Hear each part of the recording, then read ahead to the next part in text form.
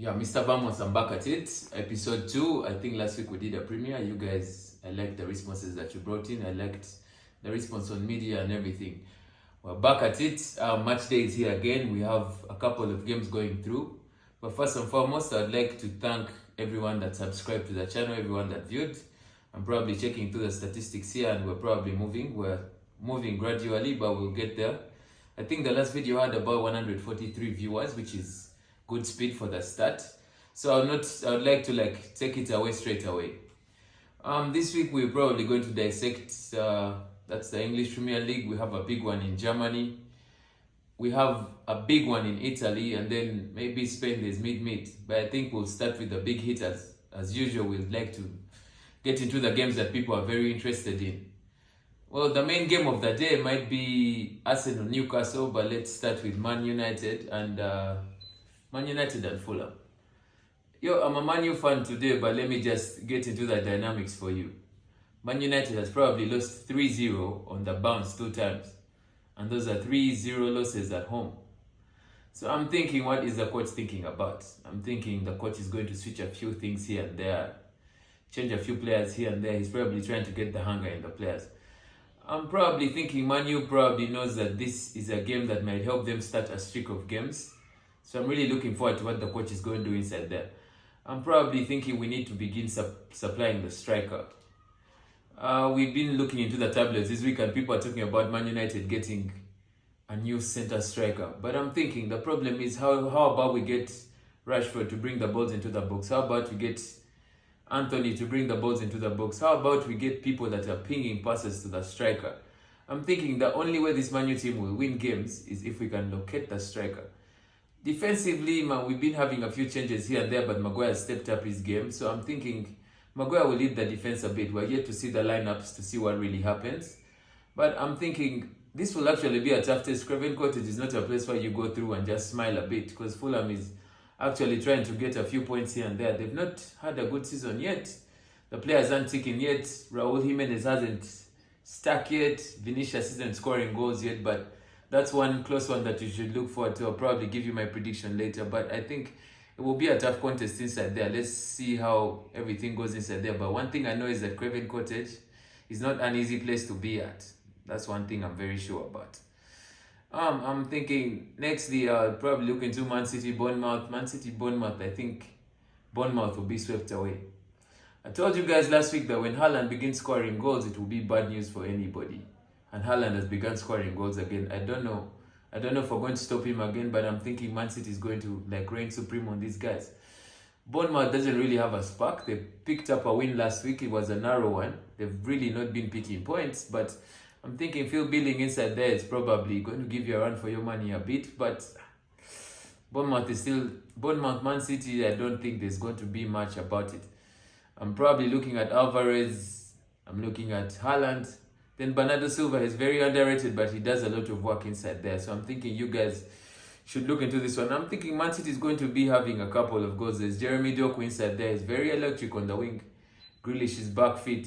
I can't say the same for Bournemouth. Bournemouth is hustling players. Justin Kluivert scored his first goal for the club last week. I don't know if that's going to push him, but I don't really see them doing a lot in this game. I don't really see it. The big one for the day, Newcastle Arsenal. Well, like Man United, Arsenal lost during the week. Well, I'll probably put a smile on my face now because I don't really like Arsenal, but I'm not going to be biased. This fixture doesn't come easy for them because Newcastle is actually banging form. You're fresh from beating Man United.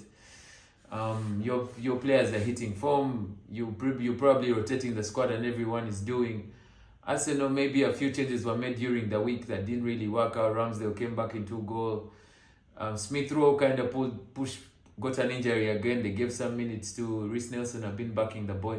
But well, I really don't know, but this is going to be a serious contest. Arsenal Newcastle last season had a lot of VAR issues and all that. We didn't really get to see what was going to be in that fixture. But I'm probably seeing the battles in this game will come down to how do the Newcastle front back attack the Arsenal backline. Because you see the Arsenal backline recently is changing. Saliba, Rolls-Royce. I think he's a good one in there. But well, I'm thinking he's probably looking for a partner.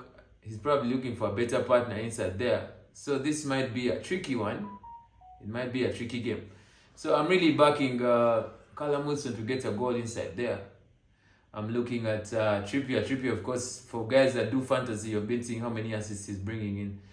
And with Tonali out, I'm thinking Longstaff is actually having a season of his life. You should watch out on that one. So it's probably Almiron, Trippier, and Wilson to watch out for you.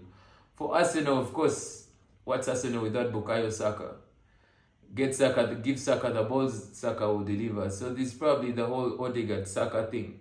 I don't really fancy Gabriel Jesus inside there. I'm not really sure if Nketiah will start, basing on the fact that he scored a hat-trick last week, but let's just wait and see. This is also going to be a tricky one. Away from that, I'm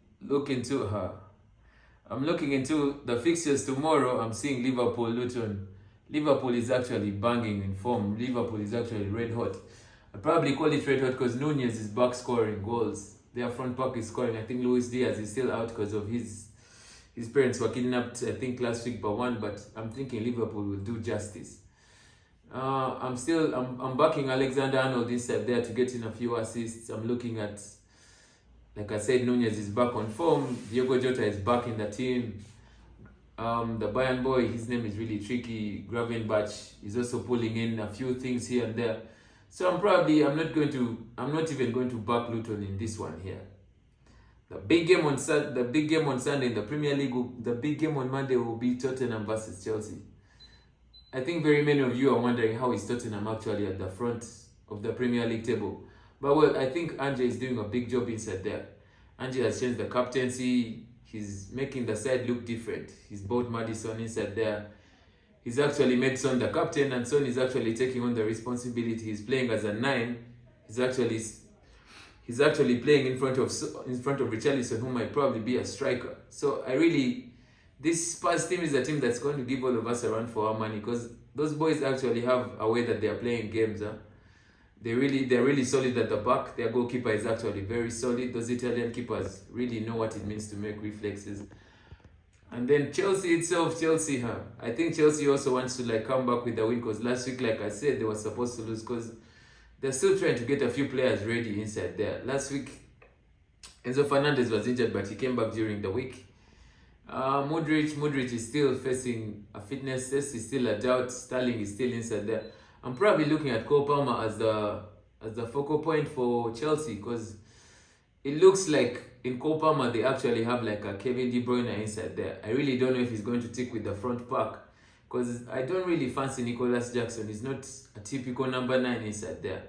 So this contest is you just wait for the prediction, but I do not really see Chelsea picking a point inside there. I'll just give you a prediction inside there.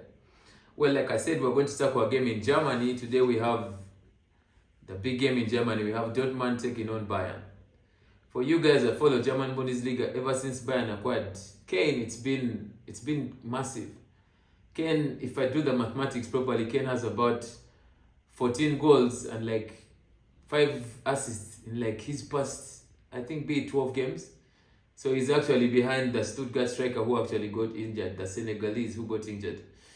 But I'm thinking these guys are really red hot. These guys are scoring left, right, center. I can't even point names for the Bayern team because Coman is back on form. Leroy Sané has very many goal contributions.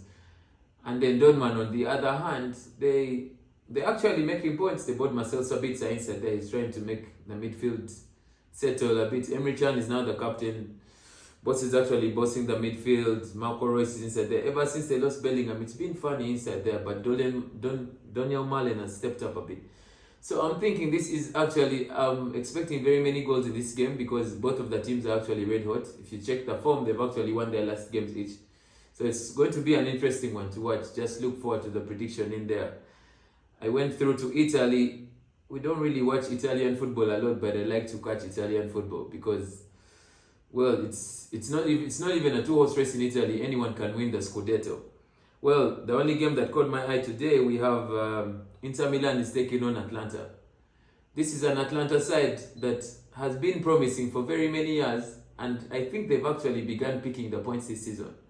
The coach has made very many changes. He's bought very many new players. He bought Skamaka from West Ham. I think he has a big number 9 inside there. Inter Milan, on the other hand, I don't know. I probably think they're the most feared side in Italy right now because they've actually been picking in the points inside there. Lautaro Martinez is actually the top scorer of the league. He's scoring goals in and out. Dumfries is sending in the assists on the side. It's generally, I think this Inter Milan team is well coordinated. In the goals, they have a block in Jan Sommer, and it's not really easy to see how those guys are scored. So I just think that this game is going to be who wants it. It's all going to come down to who wants it more. I'll probably give you the prediction inside there, but I think this game will probably have both of the sides scoring because both of them are playing free-flowing football. I'd like to probably give you a hint on like these other games that are happening because I'm thinking we have people that support Brighton inside. They have very many people that support De Zerbi ball because De Zerbi is actually doing wonders in Brighton. And I'm seeing Brighton is playing Everton. We're probably playing counter-attacking football versus what we call the bus. Because you know Sean Dyche is actually the bus himself. He's actually going to lock everything inside there. But I think the bus might not manage today, yeah? I do not think the bus is going anywhere today. Well, I think, let me get you guys, I think you guys want to get ready and watch games today. So let me just break down the predictions for you. Man United, Fulham. This is a tricky one. This is very tricky. But Man United, Fulham, let me go 2-1 Man United. I don't know, you guys probably think I don't give Man United losses, but I'm really optimistic about the boys. I get very many positives. 2-1, Man United. I'm still itching to see Højlund get a goal inside there, but let's wait and see how that goes. Man City, Bournemouth. Just like I said, this is going to be a wipeout. I'm giving Man City 3-0. Arsenal, Newcastle. This is a tricky one, but let's go 2-1 Newcastle. I will not give you guys much buzz on that. Liverpool versus Luton. Luton. I'm probably going 3-0 Liverpool. I don't see Luton doing anything in that game. Tottenham, Chelsea. This is a tricky game. This is a tricky game because Man City, Tottenham is still pushing the trophy at the moment. I think they're table leaders. But I'm going 2-1 Chelsea. Chelsea will actually look for a goal inside there. But I'm thinking Son has to score against Chelsea. Son has to get a goal inside there. Probably a Madison assist inside there. So 2-1. Tottenham Hotspurs. For the German Bundesliga, this will be an interesting one. Bayern Dortmund, I'm going to go for a 3-2 Bayern Munich. I'm thinking this game has very many goals, but I think Bayern will reign supreme at the end of the day. Inter Milan, Atlanta. I think both of these guys will actually score, but I think Inter Milan will edge this one 3-1. I think we have a Napoli inside there. Napoli is playing Salernitana. I don't back those ones. I'm thinking Kvaratskhelia is back on form, so that's a Napoli win for you guys. I probably pick out another German team for you. Leverkusen is actually the hottest team in Germany right now. It's under Xabi Alonso. They're playing massive football. I think their front pack is like the hottest inside there. They have a Boniface. They have a Florian Wirtz. They're playing Hoffenheim that actually scores every game week. So I'm probably thinking that game will actually end like, it will be a goal for starters, but Hoffenheim will take it away.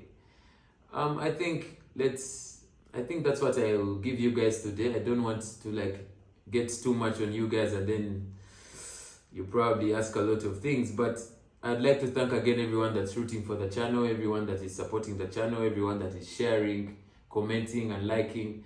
I think let's just, before I forget, let us not forget that Uganda actually has a game tomorrow in rugby. For the rugby fanatics, I think you're following that properly. The Victoria Cup, I think climax is tomorrow at Kings Park Arena. Uganda is taking on Kenya. You know this is like a massive East African game.